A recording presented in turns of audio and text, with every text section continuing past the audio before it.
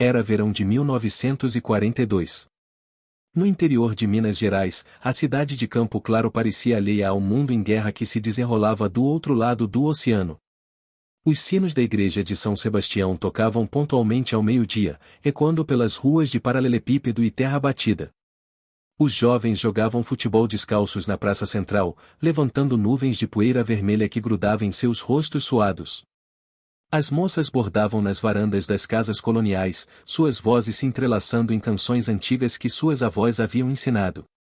O ar estava carregado do perfume de jasmim e pitanga que cresciam nos quintais, misturado ao aroma do pão fresco que saía da padaria do seu Antônio todas as manhãs. Era uma cidade onde todos se conheciam pelo primeiro nome, onde as novidades chegavam pelos jornais de São Paulo com 3 dias de atraso, e onde o maior acontecimento da semana era a missa de domingo na matriz. Foi numa dessas tardes douradas de janeiro que Elisa Maria Santos, filha mais nova do sapateiro mais respeitado da cidade, conheceu Gabriel Henrique Oliveira, um rapaz de 19 anos com olhos verdes como o mar que ela nunca havia visto, e um sorriso largo que parecia capaz de iluminar até os dias mais nublados. Gabriel havia chegado na véspera, vindo de trem de São Paulo para passar as férias de verão na casa dos avós maternos, Dona Benedita e seu Joaquim, que moravam numa casa azul com portões de ferro forjado na Rua das Flores. Era alto e magro, com cabelos castanhos que insistiam em cair sobre a testa, e trazia consigo uma maleta de couro gasta cheia de livros de aventura que comprará nos sebos da capital. Elisa tinha 18 anos recém-completados e possuía uma beleza serena que chamava a atenção não pela ostentação, mas pela delicadeza. Seus cabelos negros eram sempre presos em tranças que sua mãe, Dona Rosa, fazia todas as manhãs antes dela ir ajudar no ateliê de costura da família. Ela tinha o hábito de escrever poemas em cadernos que escondia debaixo do colchão, versos sobre a vida que observava da janela de seu quarto, sobre os pássaros que faziam ninho no pé de manga do quintal, sobre os sonhos que guardava no coração. O encontro aconteceu por acaso, como os melhores encontros costumam acontecer. Gabriel estava sentado no banco da praça, debaixo da sombra generosa de um ipê amarelo, lendo O Conde de Monte Cristo ou quando uma rajada de vento arrancou algumas páginas de um caderno que Elisa carregava. Os papéis voaram em direção a ele, e quando Gabriel se levantou para ajudar a recolhê-los, seus olhos se encontraram pela primeira vez. Obrigada, disse Elisa, tentando disfarçar o rubor que subia pelas suas faces.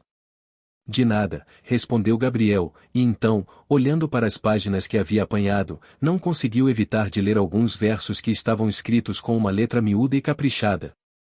Desculpe, não era minha intenção ler, mas, e são seus estes poemas? Elisa ficou mortificada. Ninguém jamais havia lido seus escritos. São apenas, e rabiscos, murmurou, estendendo a mão para pegar os papéis de volta. São lindos, disse Gabriel com sinceridade. Principalmente este aqui sobre o voo dos bem-te-vis ao entardecer.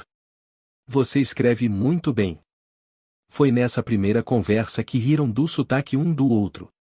Gabriel achava a graça do jeito mineiro de Elisa falar, com aquele oaio no final de quase todas as frases, enquanto Elisa divertia-se com o modo apressado como ele pronunciava as palavras, típico de quem vivia na cidade grande. Vocês de São Paulo falam como se estivessem sempre com pressa, disse ela, sorrindo. E vocês daqui falam como se tivessem todo o tempo do mundo, retrucou ele, o que deve ser uma bênção. Passaram a tarde toda conversando debaixo do ipê. Gabriel contou sobre a vida na capital, sobre as ruas movimentadas, os bondes elétricos, os cinemas que exibiam filmes de Hollywood, os teatros onde se apresentavam peças vindas do Rio de Janeiro. Elisa falou sobre Campo Claro, sobre as festas juninas que duravam semanas inteiras, sobre as pescarias no rio que cortava a cidade, sobre como conhecia a história de cada família que ali morava há gerações. No dia seguinte, encontrarão-se novamente, desta vez no largo da igreja, depois da missa das 6. Desta vez, já sabiam o nome dos irmãos, dos sonhos e dos medos de cada um. Gabriel tinha 2 irmãs mais novas, Margarida e Beatriz, e sonhava em ser escritor, embora seu pai insistisse que ele estudasse direito para ter uma profissão séria. Temia não ser corajoso o suficiente para seguir seus próprios sonhos. Elisa era filha única, após sua mãe ter perdido 2 bebês ainda pequenos. Sonhava em conhecer o mar, em viajar para lugares distantes dos quais apenas lia nos livros que pegava emprestado da pequena biblioteca municipal. Temia que a vida passasse sem que ela experimentasse nada além das fronteiras de Campo Claro. Na terceira tarde, estavam de mãos dadas, caminhando pela praça como se o mundo fosse feito só para eles dois. As pessoas da cidade começaram a comentar sobre o namorico da filha do seu Benedito com o neto da dona Benedita. Alguns achavam bonito, outros achavam precipitado, mas todos concordavam que faziam um casal harmonioso. Gabriel tinha mãos grandes e calejadas de quem ajudava o pai na oficina mecânica nas férias, e quando segurou a mão pequena e macia de Elisa pela primeira vez, sentiu como se uma corrente elétrica percorresse todo o seu corpo. Elisa sentiu a mesma coisa, aquele formigamento que começava nas pontas dos dedos e se espalhava até o coração, fazendo-o bater tão forte que ela tinha certeza de que ele podia ouvi-lo. Naquelas tardes douradas de verão, enquanto caminhavam pelas ruas empoeiradas de Campo Claro, eles planejavam o futuro com a certeza absoluta de quem tem 18 e 19 anos.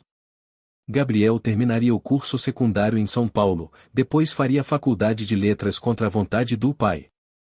Elisa esperaria por ele, continuaria escrevendo seus poemas, talvez até os publicasse um dia.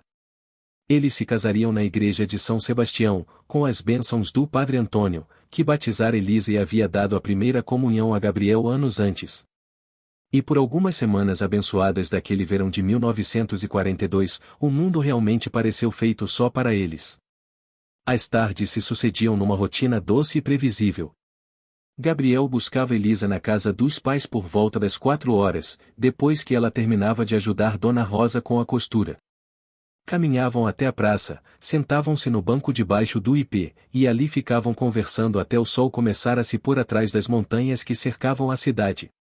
Gabriel lia trechos de seus livros de aventura para Elisa, que fechava os olhos e se deixava transportar para ilhas desconhecidas, para batalhas navais, para palácios orientais cheios de mistério. Em troca, Elisa recitava seus poemas de cor, versos que falavam da beleza simples das coisas cotidianas, da cor do céu ao amanhecer, do canto dos sabiás, do perfume das rosas que cresciam no jardim da igreja. Você vai ser uma poetisa famosa um dia, dizia Gabriel, os olhos brilhando de admiração. E você vai escrever livros que farão as pessoas sonharem, respondia ela, passando os dedos pelos cabelos dele que o vento despenteava. Às vezes caminhavam até o rio, onde Gabriel havia aprendido a pescar com o avô. Sentavam-se na margem pedregosa, ela com os pés descalços na água fresca, ele tentando ensinar-lhe como segurar a vara de pescar. Elisa ria de seus próprios desastres, quando a linha se enrolava ou quando um peixinho escapava no último segundo. Acho que não nasci para ser pescadora, dizia ela, rindo.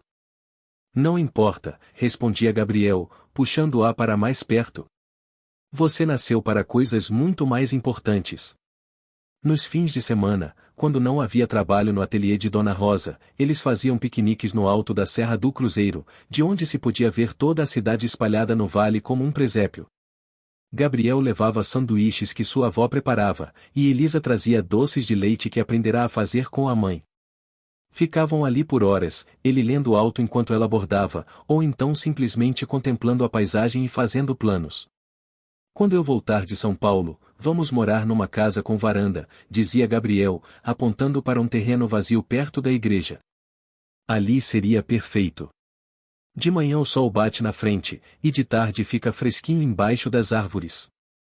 E vamos ter um jardim, completava Elisa, os olhos sonhadores. Cheio de girassóis, porque são as flores mais alegres que existem. Girassóis, repetia Gabriel, como se estivesse decorando a palavra. Então serão girassóis.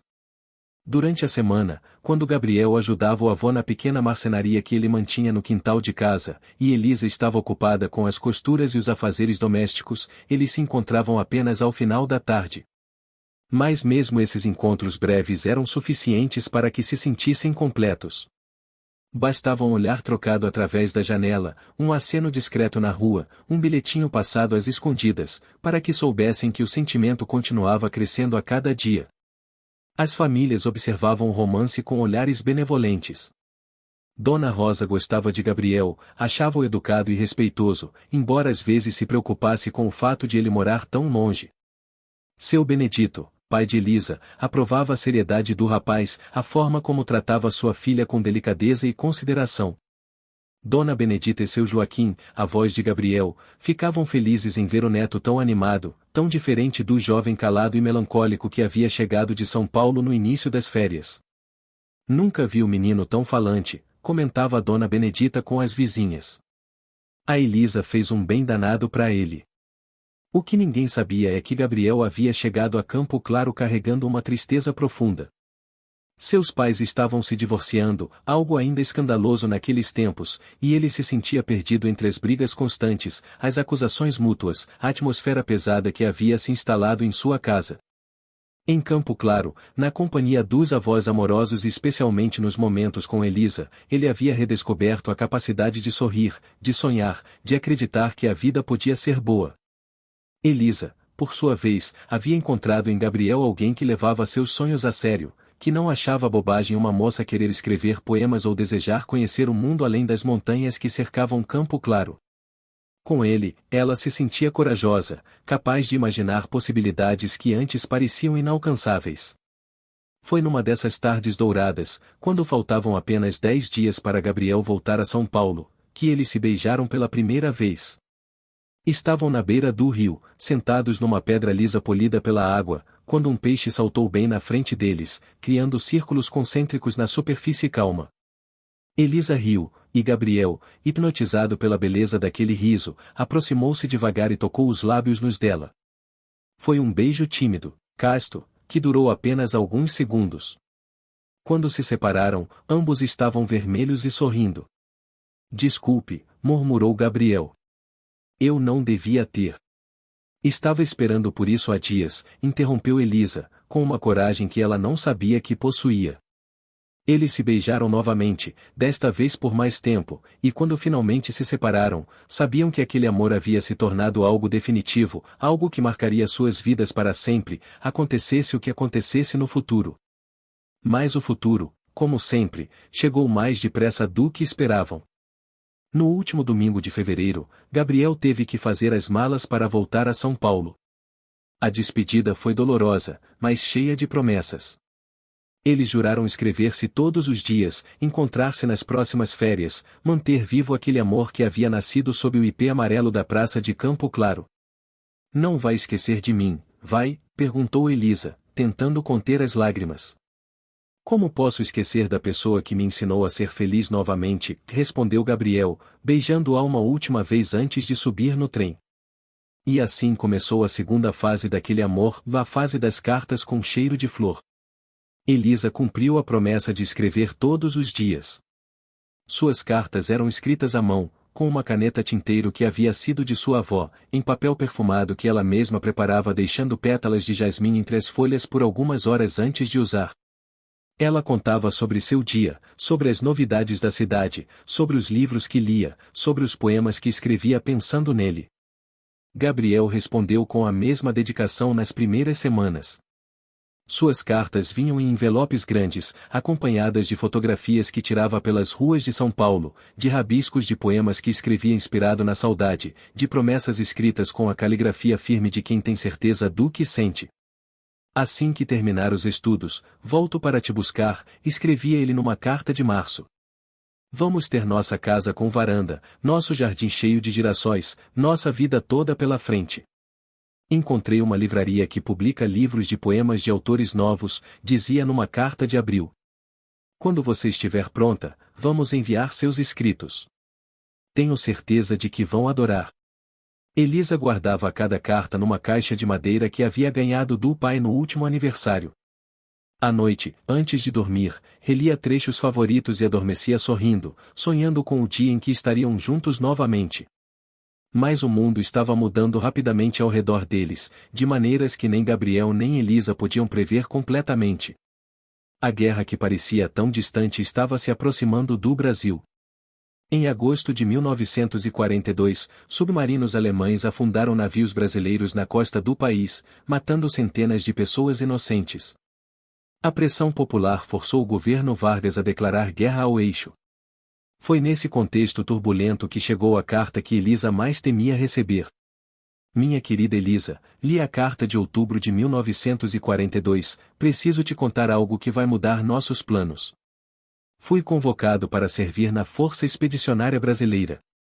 Partirei para a Itália em 3 semanas, para lutar junto aos aliados contra as forças alemãs. Sei que é assustador, sei que não era isso que havíamos planejado, mas não posso me esquivar do dever. Parto no dia 15 de novembro. Se for possível, gostaria muito de te ver uma última vez antes de partir. As mãos de Elisa tremeram tanto que ela quase não conseguiu terminar de ler a carta. Dona Rosa, que estava por perto quando o carteiro chegou, viu a filha empalidecer e correu para ampará-la. O que foi, minha filha? O que aconteceu? Ele vai para a guerra, mãe, sussurrou Elisa, as lágrimas correndo livremente pelo rosto. Meu Gabriel vai para a guerra. Naquela mesma tarde, Elisa convenceu o pai a levá-la de carroça até a estação de trem mais próxima, numa cidade vizinha. Ela precisava ir a São Paulo, precisava ver Gabriel antes que ele partisse. Não importavam as convenções sociais, não importava o que as pessoas iam dizer sobre uma moça solteira viajando sozinha para a capital. Nada disso importava diante da possibilidade de que aquela fosse a última chance de vê-lo. A viagem de trem durou 8 horas. Elisa chegou a São Paulo no final da tarde de uma quinta-feira nublada de novembro, carregando apenas uma pequena mala com algumas mudas de roupa e o coração cheio de medo e esperança. Gabriel a esperava na estação, fardado com o uniforme verde-oliva da FEB, mas com os mesmos olhos verdes que ela havia aprendido a amar naquele verão que parecia ter sido há uma eternidade. Eles se abraçaram no meio da multidão, sem se importar com os olhares curiosos dos outros passageiros. Gabriel estava mais magro, mais sério, mas quando sorriu para ela, foi como se nada tivesse mudado desde aquela tarde dourada debaixo do ipê amarelo. Você veio, disse ele, como se não conseguisse acreditar. Como não viria, respondeu ela, tocando o rosto dele com as mãos trêmulas. Gabriel havia conseguido uma licença especial de 2 dias para se despedir da família. Eles passaram esse tempo precioso caminhando pelas ruas de São Paulo, visitando os lugares que ele havia descrito nas cartas, tentando gravar na memória cada momento, cada palavra, cada gesto carinhoso. No último dia, sentados num banco do Jardim da Luz, Gabriel segurou as mãos de Elisa e falou com uma seriedade que ela nunca havia visto nele antes. Elisa, preciso que você me prometa uma coisa. O que for, respondeu ela sem hesitar. Se algo acontecer comigo, e se eu não voltar, e quero que você continue vivendo. Quero que você case, que tenha filhos, que seja feliz. Não quero que você passe a vida esperando por alguém que talvez não possa voltar. Elisa balançou a cabeça violentamente. Não fale assim. Você vai voltar. Nós vamos ter nossa casa, nosso jardim de girassóis. Prometa, insistiu ele, apertando as mãos dela. Por favor. Não posso prometer isso, disse ela, as lágrimas correndo pelo rosto. Porque não existe vida sem você. Você prometeu que voltaria para me buscar. E eu ainda prometo, disse Gabriel, puxando-a para seus braços. Não importa o que aconteça, eu vou lutar para voltar. Mas se por algum motivo não conseguir. Ela o interrompeu com um beijo. Longo, profundo, desesperado. Como se fosse o último. Porque no fundo, ambos temiam que fosse. Na manhã seguinte, na estação de trem, a despedida foi rápida e dolorosa. Gabriel estava uniformizado, carregando uma mochila militar e um fuzil que parecia pesado demais para seus ombros ainda jovens. Ao redor deles, outras famílias se despediam de filhos, maridos, irmãos que partiam para uma guerra distante e incerta. Te amo, disse Gabriel, beijando-a uma última vez. Também te amo, respondeu ela. Volta para mim. Volto, prometeu ele, subindo no trem e quando voltar, vamos plantar 1000 girassóis. O trem partiu levantando uma nuvem de vapor e fumaça. Elisa ficou na plataforma acenando até que o último vagão desaparecesse na curva, engolido pela paisagem urbana de São Paulo. Então voltou para Campo Claro, para casa, para a vida que teria que aprender a viver na ausência dele. Os primeiros meses foram os mais difíceis. As cartas chegavam irregularmente, às vezes 2 na mesma semana, às vezes nenhuma por um mês inteiro. Quando chegavam, Elisa as lia como se fossem o próprio ar que respirava. Estamos num acampamento perto de Nápoles, escrevia Gabriel em janeiro de 1943. É estranho estar tão longe de casa, mas os companheiros são bons.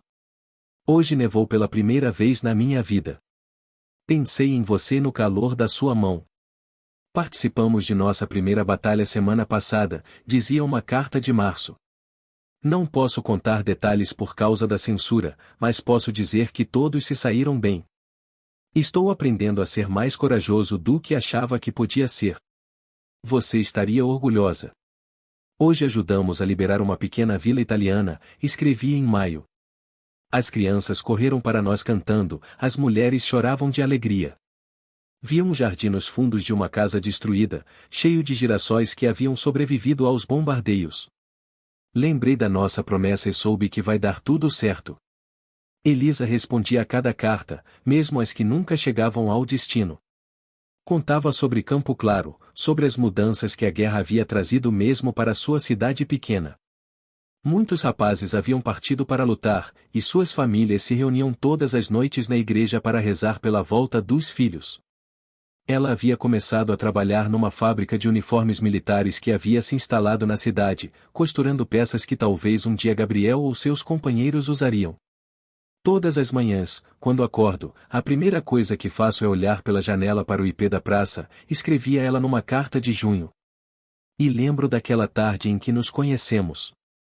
Parece que foi em outra vida, mas ao mesmo tempo parece que foi ontem.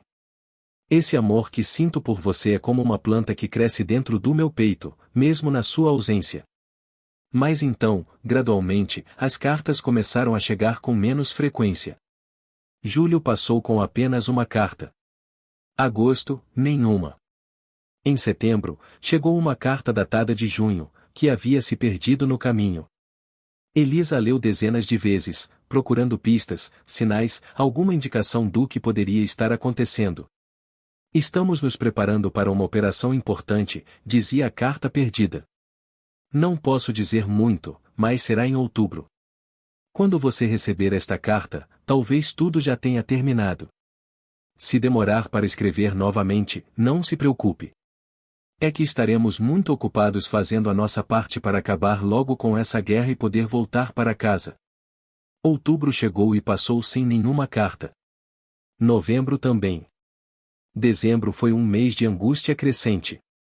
Elisa ia todos os dias ao correio, perguntava ao funcionário se não havia nada para ela, voltava para casa de mãos vazias e coração apertado. As notícias que chegavam da guerra eram confusas e contraditórias. Os jornais falavam de vitórias aliadas, de território reconquistado, de alemães em retirada. Mas também falavam de baixas, de soldados mortos e feridos, de combates ferozes nas montanhas geladas da Itália. Dona Rosa tentava consolar a filha. Às vezes as cartas se perdem, minha filha. Com essa confusão toda da guerra, deve ser difícil para os correios funcionarem direito. Seu Benedito, que havia tomado Gabriel como um filho desde aquele primeiro verão, também procurava palavras de encorajamento. O menino é forte, Elisa. E esperto também.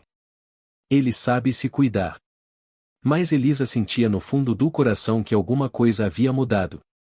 Nas noites de insônia, ela ficava acordada olhando para a caixa onde guardava as cartas de Gabriel, relendo trechos que havia decorado, tentando encontrar nas palavras dele a força para continuar esperando.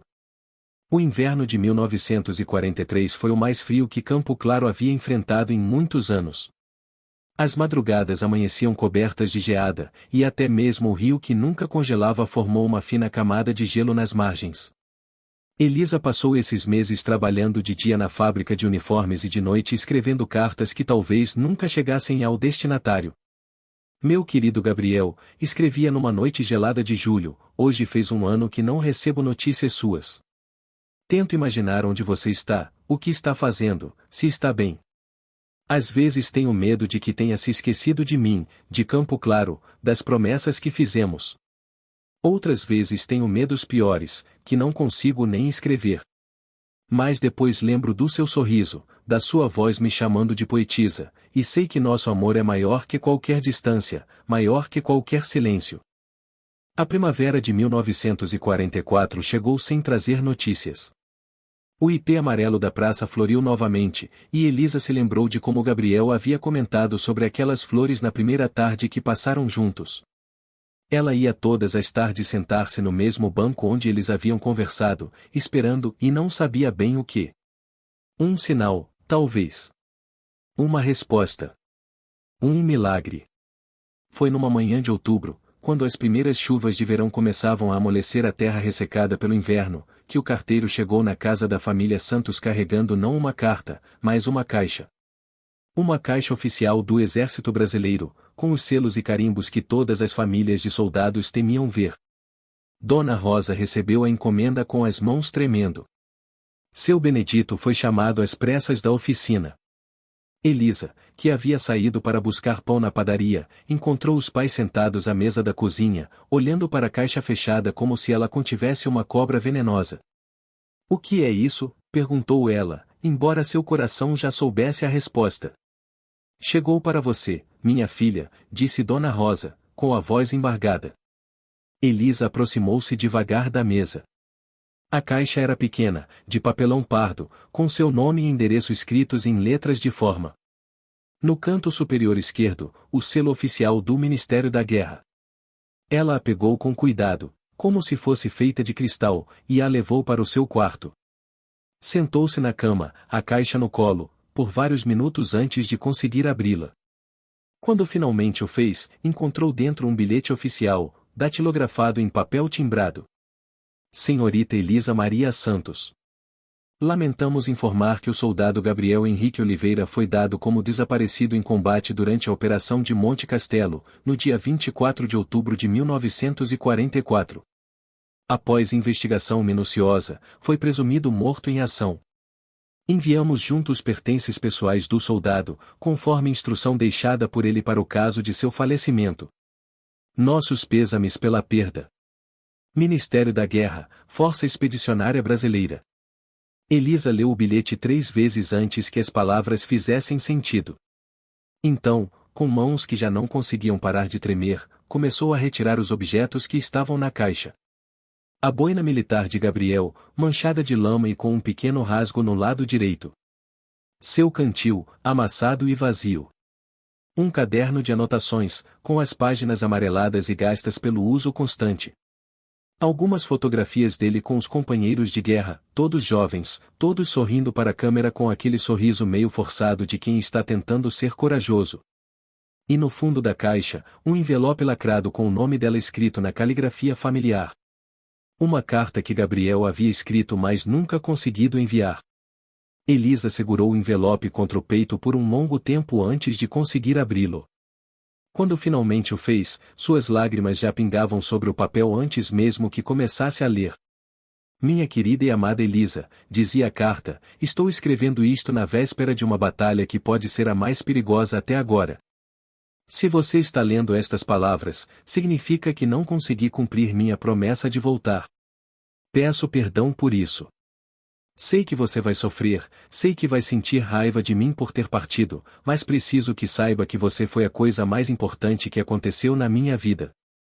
Não fui para a guerra pela pátria, embora também ame meu país. Fui porque acredito que preciso ajudar a construir um mundo onde pessoas como nós possam ser felizes em paz, onde possam plantar jardins de girassóis sem medo de que sejam destruídos por bombas, onde possam escrever poemas de amor sem ter que se despedir nas estações de trem. Quero que você saiba que pensei em você todos os dias, em todas as batalhas, em todos os momentos difíceis. Quando o frio cortava os ossos nas montanhas geladas da Itália, eu me lembrava do calor das suas mãos. Quando o medo paralisava meu corpo antes dos combates, eu pensava no seu sorriso e encontrava coragem para continuar. Sei que pedi para você seguir em frente se algo me acontecesse, mas agora, escrevendo esta carta, percebo que foi egoísmo meu. Como posso pedir para você esquecer algo que eu mesmo não conseguiria esquecer? Se existe um outro lado da vida, como acreditam minha avó e sua mãe, estarei esperando por você no girassol mais alto que conseguir encontrar. Seja feliz, minha poetisa. Continue escrevendo seus versos bonitos. E se um dia plantar girassóis em algum jardim, lembre-se de que cada flor carrega um pouco do amor que senti por você.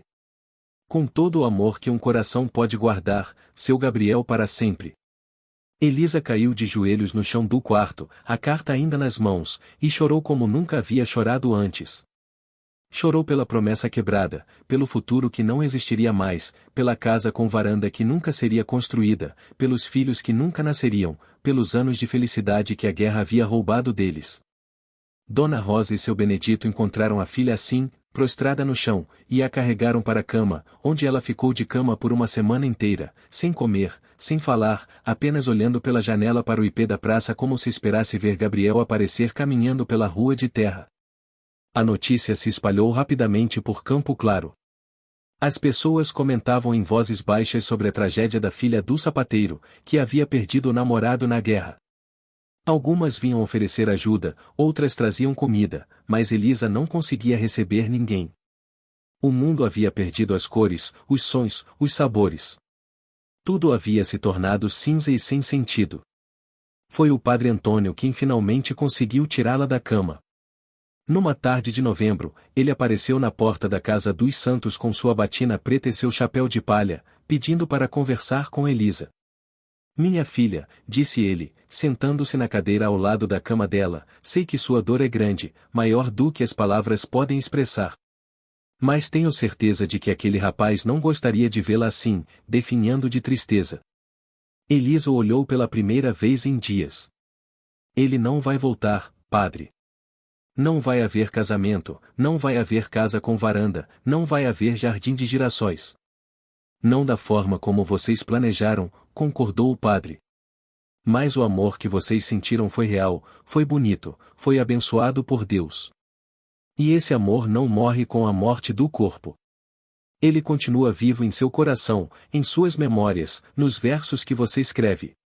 Elisa se sentou na cama pela primeira vez em uma semana. Não consigo mais escrever, padre. As palavras fugiram de mim. Elas voltarão, disse ele com suavidade. E quando voltarem, você saberá o que fazer com elas. Lentamente, muito lentamente, Elisa começou a reconstruir sua vida. Voltou a trabalhar na fábrica de uniformes, embora agora cada peça que costurava a lembrasse de Gabriel e dos companheiros que ele havia deixado na Itália. Voltou a ajudar a mãe no ateliê de costura, embora suas mãos tremessem ao manusear a agulha e linha. E aos poucos, as palavras começaram a voltar. Primeiro em fragmentos, versos soltos que escrevia em papéis avulsos. Depois em poemas inteiros, que falavam da saudade, da guerra, do amor que transcende a morte. Um ano após receber a notícia da morte de Gabriel, Elisa tomou uma decisão que surpreendeu toda a família. Com o dinheiro da indenização que o governo havia pago pela morte dele, ela abriu uma pequena floricultura na Rua das Flores, bem em frente à casa onde Gabriel havia morado com os avós. Chamou o estabelecimento de O Jardim do Gabriel. A loja era pequena, mas aconchegante, com vasos de flores nas prateleiras de madeira que seu pai havia feito especialmente para ela. Elisa vendia rosas, crisântemos, violetas, mas a especialidade da casa eram os girassóis. Ela havia aprendido a cultivá-los num pequeno terreno nos fundos da loja, e logo o Campo Claro se encheu dessas flores douradas que pareciam carregar um pouco de sol mesmo nos dias mais nublados. As pessoas da cidade se acostumaram a ver Elisa todas as manhãs regando suas plantas, arrumando os arranjos, conversando com os clientes com um sorriso triste mas genuíno. Alguns diziam que ela era uma jovem amargurada pela tragédia, mas quem a conhecia de perto sabia que não era bem isso. Ela havia encontrado uma forma diferente de amar, uma forma que incluía a ausência, que transformava a saudade em algo produtivo e belo. Todo ano, no dia 15 de novembro, data em que Gabriel havia partido para a guerra, Elisa fechava a floricultura e ia até o cemitério da cidade, onde havia mandado construir um pequeno memorial com o nome dele e as datas de nascimento e morte. Lá, ela plantava girassóis ao redor da lápide vazia, já que o corpo nunca havia sido encontrado. Mais um ano, meu amor, dizia ela, ajoelhada na terra úmida, as mãos sujas de terra. Mais girassóis para você. Com o passar dos anos, aquele ritual se tornou conhecido em toda a região. Pessoas vinham de cidades vizinhas para ver o jardim de girassóis que crescia no cemitério de Campo Claro, e muitos diziam que nunca haviam visto flores tão bonitas e vibrantes. Elisa nunca se casou, apesar dos pedidos insistentes de vários pretendentes que apareceram ao longo dos anos. Quando perguntavam por que não refazia sua vida, ela sorria e dizia simplesmente: já tenho um amor. É um amor diferente, mas é completo. Ela continuou escrevendo poemas, agora com uma profundidade e maturidade que só o sofrimento pode dar. Seus versos falavam da guerra, da paz, da memória, do amor que não se limita aos vivos. Muitos foram publicados em jornais locais, e mais tarde, numa pequena coletânea que ela mesma custeou e distribuiu gratuitamente pelas escolas da região. Aos 40 anos, Elisa adotou uma menina órfã que havia perdido os pais numa enchente. Chamou-a de Esperança e a criou como filha, contando-lhe histórias sobre Gabriel, sobre o amor que havia transformado sua vida, sobre a importância de acreditar que coisas boas podem nascer mesmo das tragédias mais profundas. Esperança cresceu ajudando na floricultura, aprendendo sobre plantas, sobre arranjos, sobre a arte de transformar a beleza da natureza em consolação para os corações humanos. Quando completou 18 anos, ela mesma tomou uma decisão que emocionou Elisa e quis estudar agronomia para aprender ainda mais sobre o cultivo de flores. Quero continuar o trabalho da senhora, mãe Elisa, disse ela numa tarde de outubro, enquanto arrumavam os girassóis que seriam levados ao cemitério no dia seguinte. Quero que esta cidade continue cheia de flores bonitas. E vai continuar, respondeu Elisa, abraçando a filha do coração. Gabriel ficaria feliz em saber que seu jardim vai durar para sempre. Os anos passaram tranquilamente. Campo Claro cresceu, ganhou ruas asfaltadas, energia elétrica, uma escola secundária. A floricultura, o Jardim do Gabriel, se tornou uma instituição na cidade, conhecida não apenas pelas flores bonitas, mas pela história de amor que havia dado origem a ela. Elisa envelheceu serenamente, os cabelos pretos dando lugar aos fios brancos, as mãos se curvando com a artrose, mas o sorriso permanecendo o mesmo. Ela ainda ia todos os dias à floricultura, embora Esperança tivesse assumido a maior parte do trabalho.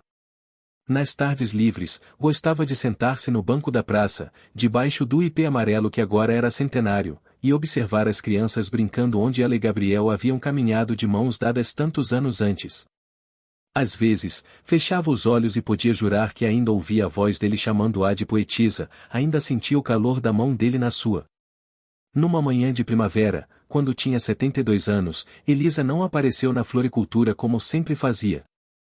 Esperança, preocupada, foi procurá-la em casa e a encontrou deitada em sua cama, com um sorriso sereno no rosto e uma das cartas de Gabriel nas mãos.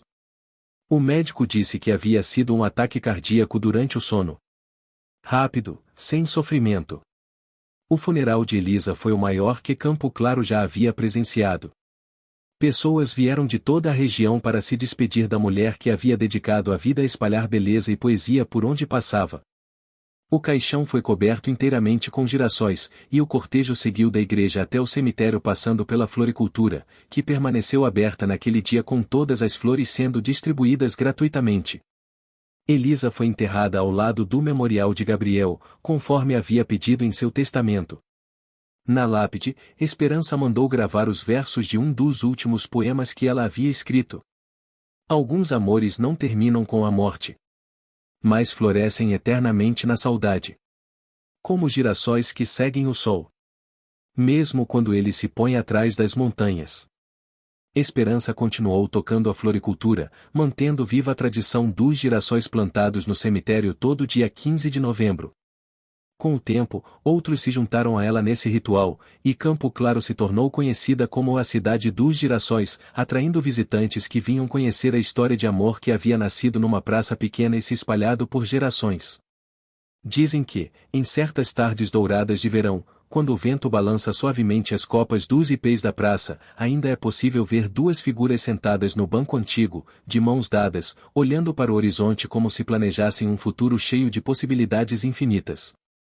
E no cemitério, onde cresce o mais bonito jardim de girassóis que alguém já viu, os habitantes mais antigos de Campo Claro juram que às vezes, quando o sol está se pondo e banha tudo com sua luz dourada, dá para ver Elisa caminhando entre as flores, não mais como a mulher idosa que se despediu do mundo, mas como a jovem de 18 anos que se apaixonou numa tarde de verão. E ao lado dela, sempre ao lado dela, Gabriel sorri com aquele sorriso largo que um dia iluminou uma praça pequena no interior de Minas Gerais, e que agora ilumina para sempre o girassol mais alto de um jardim onde dois corações finalmente se reencontraram, onde nenhuma guerra pode separá-los, onde o amor é eterno como o sol que nasce a cada manhã para aquecer as flores que continuam crescendo, geração após geração, em memória de um amor que provou ser maior que a própria morte.